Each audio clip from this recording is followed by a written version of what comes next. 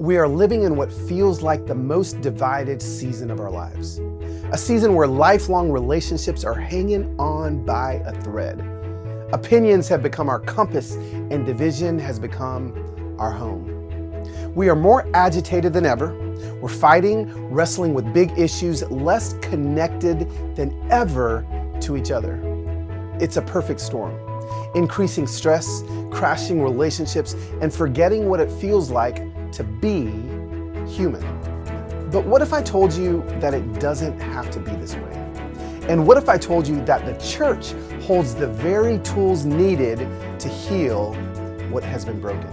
If we all would just begin to go and join the chariots of people that don't look like us, think like us, talk like us, eat like us, vote like us, love like us. This is the goal. It's to help people find freedom.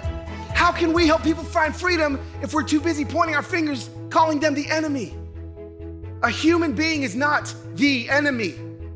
God has created every human being in his image. You see, Jesus was fully God, but also fully human.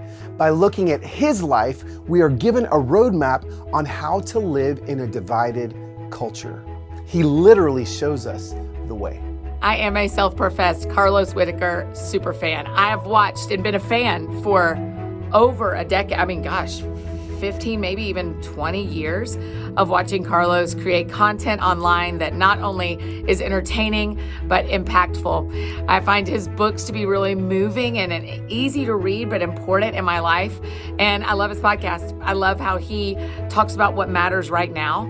And you feel like you are getting a live look into what's going on in his life, what God is doing in him and through him, and in his family and in the stories that are around him. I am such a fan of Carlos Whittaker. So I began to look at the way I was praying, and let me tell you my prayers. My prayers were this. Oh God, I'm so stressed.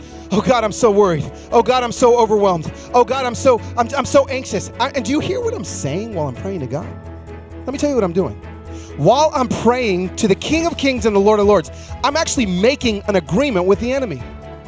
I am depressed. I think the enemy's like, oh, I like this prayer. I would like to offer us a fresh vision for becoming the best versions of ourselves. You see, we can refuse to let disagreements define us. We can say no to becoming angry, rage-filled humans and say yes to fuller, happier, more connected lives.